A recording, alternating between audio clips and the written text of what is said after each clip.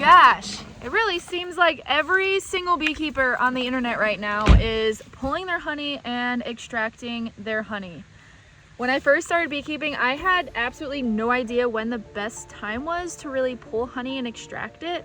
So I figured we would kind of talk about some of the experiences I've had today and when I think the best time is to pull honey in my area.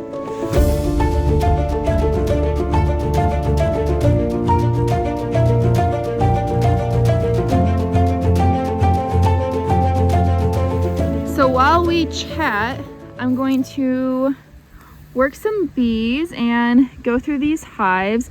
I'll explain why in a little bit because I want your guys' opinion on what you think happened. So before we talk about when the best time to pull honey is, let's first figure out if you even have enough honey to pull to begin with, especially for you first year beekeepers, because pulling too much honey is in fact a thing for your hives. You want to make sure you still have enough left over for them to use for their winter stores, because this is the time of year where the nectar kind of just starts slowly tipping on the downscale until all of a sudden you have a dearth, which will be most of August. I wouldn't really recommend ever relying on goldenrod. Goldenrod has a good pollen flow, but I haven't seen a goldenrod nectar flow in a few years. It used to be here, but I don't know. We'll see this year if the weather cooperates for it. But also, this year was one of the worst years I've ever seen for nectar. We completely skipped our black locust flow.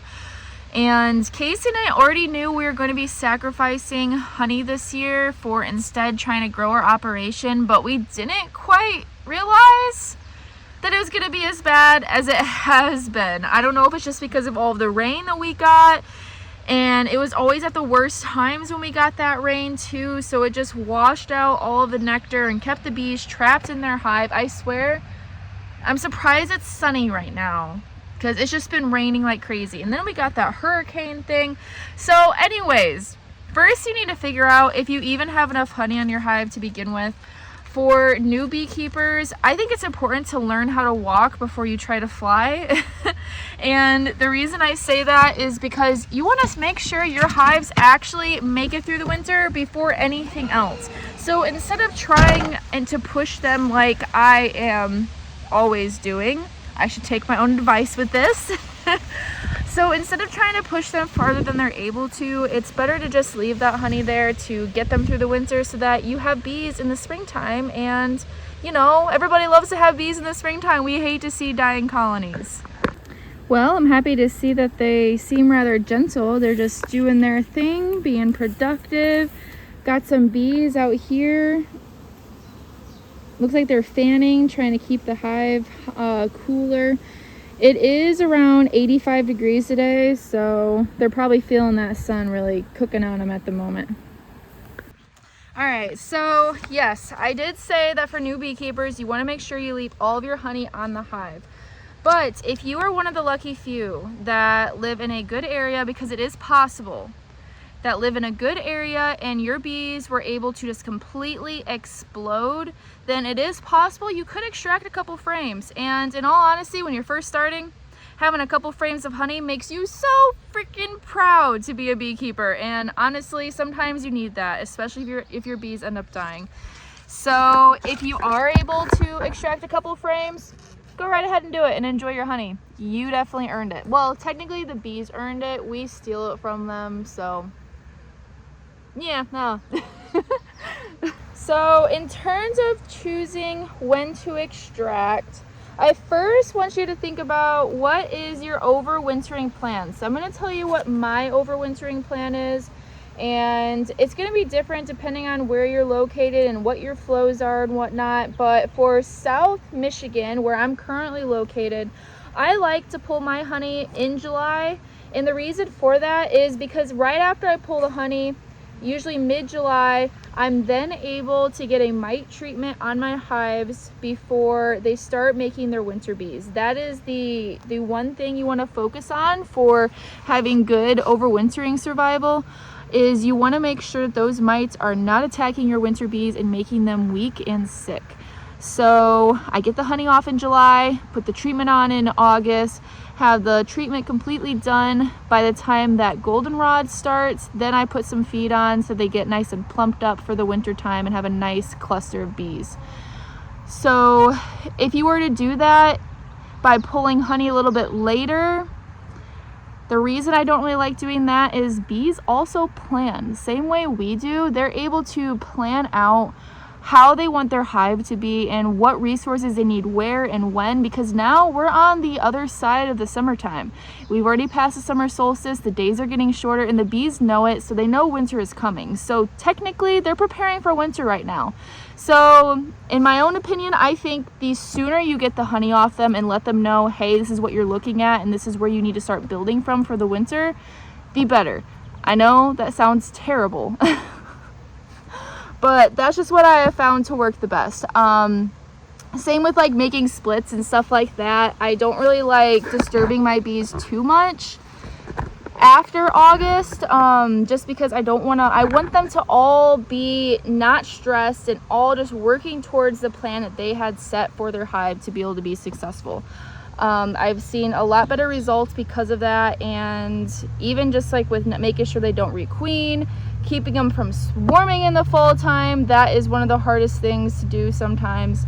But in my younger years, I did try extracting and pulling honey later in the year, and if anybody does it, I want to hear your story, because I think every single beekeeper has a story where they decided to extract in the fall time when it was during a dearth, and maybe they didn't have a honey house yet or anything like that. Casey and I don't. We're still working towards everything that we're trying to build.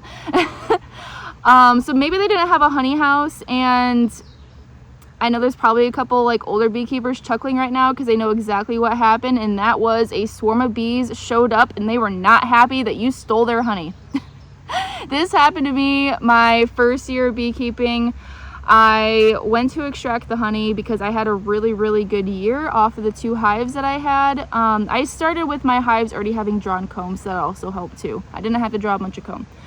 But they did amazing, and when I pulled that honey, I thought, okay, I'll just go into the garage. It's like a quarter mile away. They won't, like, everything will be cool. It's nice out.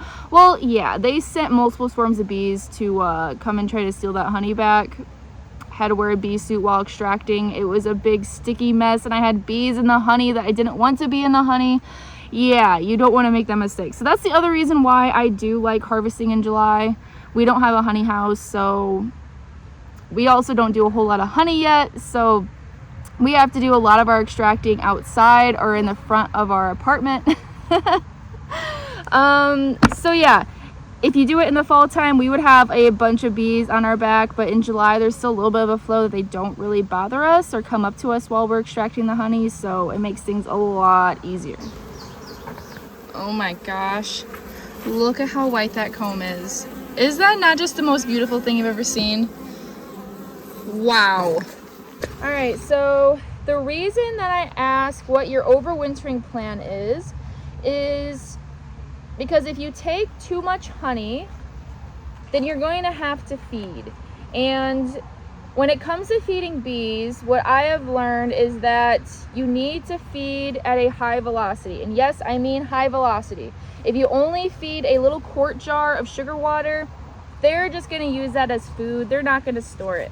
You have to at least feed a gallon or gallon and a half at a time. So that's why I mean high velocity, for them to then start saying, oh wow, we have a ton of sugar water in here, we need to store just right away. And feeding 2 to 1, that can get kind of expensive, especially in today's economy. So think about what your overwintering plan is and decide how much honey you want to take based off of that. Generally, a double deep wants to have around 80 pounds of honey on it, so they have enough for the winter. And if you have a genetic of bee that doesn't use a whole lot of honey and you have a really mild winter, then great. Now they have even more to build up, and there'll be a massive colony in the springtime because of it. It's not always bad to have a little bit of extra honey in your hive. It just depends on what your goals are as a beekeeper. All right, well, from first look, they look good on the outside. So the reason I'm checking these today is, okay, do you guys remember I was putting oxalic acid vapor on these hives? I also did it at our other 4 bee yards as well. Not our breeding yard, only our production yards. We are doing varroa mite treatments now. But so okay, I did 2 rounds of OA spaced 6 days apart, and I don't know what about the oxalic acid caused it, but I am now linking it to it being the oxalic acid because, okay, let me just explain before I get ahead of myself. So when I went into the hives, I think it was like 4 or 5 days ago. I'll put up a video and I'll put the date that I went into them. They looked so bad. I had no idea what happened to them. They looked to have burnt brood. For a second, I thought I had EFB because the brood was looking bad and they barely had any, the queen wasn't laying at all whatsoever. So I had no idea what was going on. So we went around to all of our yards and ended up seeing that all of them looked this way. And that's when I was like, okay, well, they couldn't all have European foul brood. It's gotta be maybe something with the treatment, but I've never had a problem with treating with oxalic acid. It's never been harsh on the bees. It's always been gentle. I don't know if it was because I did it in the morning that second time, not on these, but the other ones I did it in the morning, and I don't know if it just got too hot throughout the day to cause them to get burnt. But even then, oxalic acid isn't supposed to have an upper temperature where it starts to cause problems with the hives. So has this ever happened to you? Like I said, I've never heard of this. I've never seen it. I've always talked about how gentle oxalic acid is, and many other people say the exact same thing. So I don't know what would have caused the brood to be burnt, the queen to stop laying eggs. It looked like the hive took 10 steps back.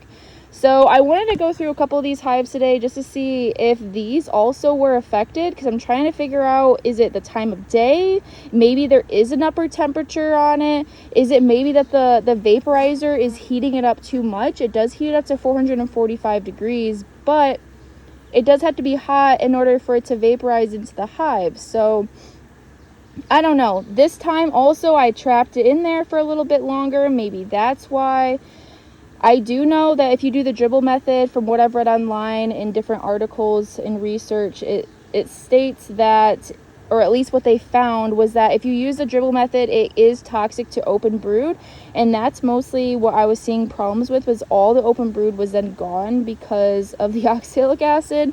It did leave like a white powder on a lot of things too, so I don't know if that just became toxic, or maybe they weren't able to feed the baby bees because they were so busy cleaning up the hive.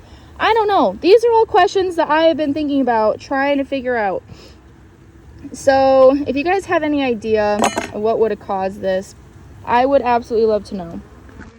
And the other reason why I'm thinking that it was the oxalic acid is because then when Casey and I went into the hives yesterday in those yards, we saw that the queen was laying like crazy, similar to what you see after using formic acid. You'll see that the formic will burn brood, but then when you go back into the hive like a week or a week and a half later, that queen is on fire trying to catch up. So yeah, I don't know. I don't know why it would have done that. So I am seeing eggs in here, so that's good. I'm seeing a decent pattern, so the queen is still good. That's how I judge a queen, is based off of her egg laying pattern.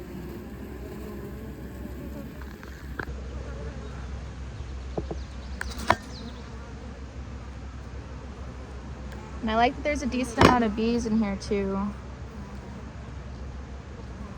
See, that's the other thing too.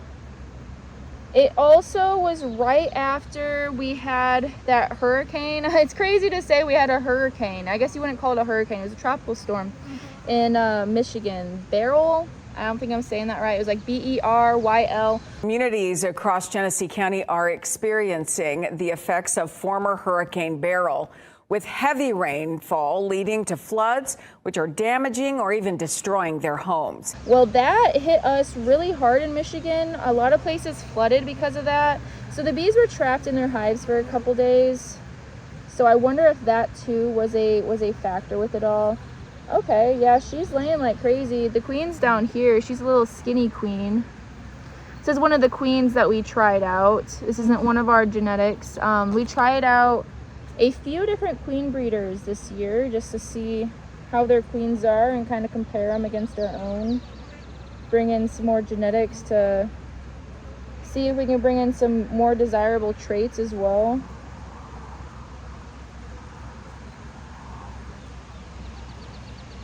It's interesting working with other bees, I will say that. You get so used to your one genetic of bee, because like that's the bee you've selected that works best for you and everything you're looking for. So when you bring in outside bees, it's just like, oh wait, you guys are different. Who are you? They all have their own personality. Okay, so she's laying. This hive doesn't look nearly as bad as the other ones did. I'll link up a video so you guys can watch it. All right, so I'm gonna show you this one, but in all honesty, all of these hives that you see here, except those triple stacks, look exactly like this hive. Now, we are having these hives draw out some foundation as well, so that is also something that we need to take into account. The fact that they're having to work so hard to do that, and there's going to be competition in the area, so they're not really. Let me just show you. So at first glance, when you open this hive, you see that you have all of these that are still not built out yet. And they're not really touching this frame. You can kind of tell just by looking at it. They're not really doing much up here. They're probably going to be mostly all in the bottom box right now. So they're still trying to fix this frame. This is one of our mouse damaged frames. And it looks like they have a little bit of honey that's coming in on this side. And for the most part, they're doing that on that side. They're trying to build out this other frame over here too. Not really building it out the best, which tells me, okay, they probably don't have proper nutrition at the moment.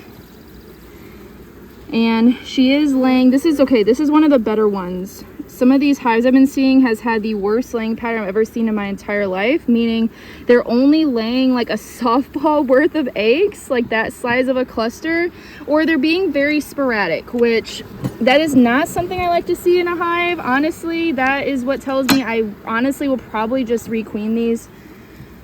I do not feel safe going into winter with them looking like this. You also see a whole lot of like shotgun looking brood too. Now, I also want to say I have been putting oxalic acid on these hives, so I don't really see their mite count being very high. I've been really keeping an eye on that.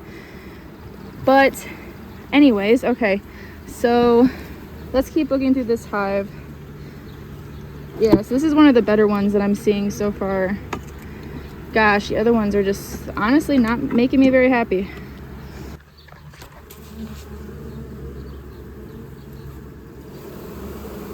Okay, so at first glance, that doesn't look too bad. Nothing really to be concerned about, you would think. All right, I'm gonna pull out a couple frames. Oh gosh, it's so hot. So hot right now. I feel like I'm taking a bath out here. So then when we go into this bottom box, mind you, we've only seen 2 frames of brood so far.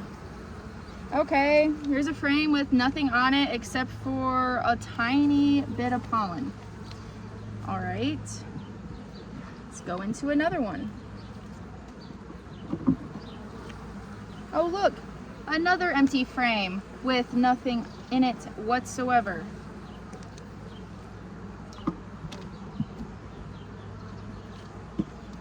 And well, would you look at that, another empty frame with just a tiny bit of pollen in it. Like, why is the queen just completely ignoring this bottom box? She's pretty much only laying on a few frames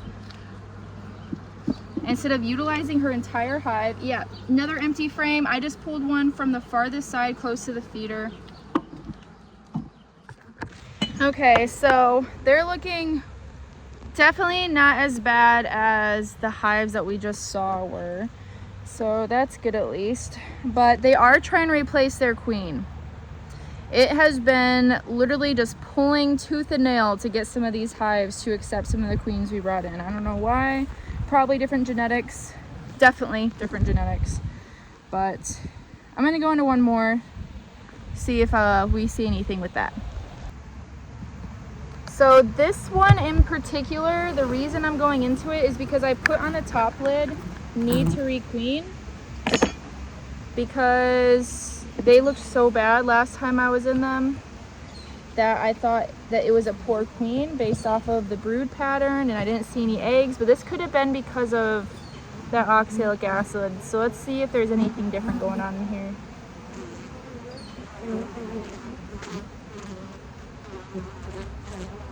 All right, well, she's definitely trying to backfill with eggs and larvae and stuff. So this is not the kind of brood pattern I like to see whatsoever, but she is off timing, so this is what's going to end up happening. What most likely occurred was most of the brood got killed when I did the OA treatment. So whatever survived is what's left, and then she went in and she started backlaying into all of these cells, which that's going to permanently mess up her timing. I'm not really a fan of that. Yes, I like my beautiful beautiful drawn out frames that are just completely a sheet of brood. Those make me so happy. They're literally my favorite sight in the entire world. I could probably put one in a picture frame and put it in my house, and honestly I should do that because that's how much I love it. But so at least she's backfilling. That's promising at least. And it looks like they are drawing this out. Oh, and she laid this whole entire thing up. Okay, so it's not the queen. She laid all of this up. It looks like they're doing exactly what the hives that I saw yesterday were doing too. So, oh yeah, and see there's still even white powder up here from the treatment. Why would oxalic acid do this? Do you guys have any ideas? Yeah, see, look. So it was originally a decent pattern. It looks like this frame did a little bit better. Yeah, front and back. I like how it has that ombre of the cappings. We do have some bald brood right there, which they're going to be taking out most likely. That's why they uncapped it. Well, so I am puzzled as to how oxalic acid could have even done this. Like I said, this is the first time I've ever seen this from oxalic acid, and I've used it before.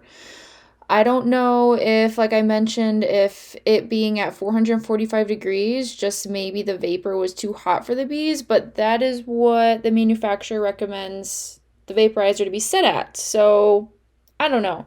But also it is worth mentioning that it was 95 degrees at the peak of like in the afternoon that day, and it was a humid day. So I vaporized in the morning, and maybe just the vapor kind of like just maybe it does have an upper limit to the heat. I don't know. I want to know what you guys think. If you've ever had an experience like this is an absolute first for me. So yeah. All right, so it makes you feel a lot better knowing that it was most likely just the oxalic acid, but I'm open to what your guys' thoughts are on why it would do that, how it would do that. I don't know if just maybe, like I said, if it was too hot, I don't know. What are your guys' thoughts? So I guess I'm gonna keep going through these hives, see how they're doing. For the most part, it's looking like they just need a little bit more time after the treatment. I'm not going to keep going on the treatment regimen that I was. I'm completely stopping. I'm already past due on the third treatment anyways, so we're probably gonna do some mite checks here in a couple weeks to see if it even did anything. Just, yeah, I don't know. What are you guys' thoughts? But all right, I will see you guys in the next one. I hope this video was helpful, and for all you new beekeepers, I hope this helped you make a plan and start thinking about how you're going to pull your honey, how you're going to overwinter your hives and whatnot. And yeah, I'll see you guys in the next one. Don't quit and be fit.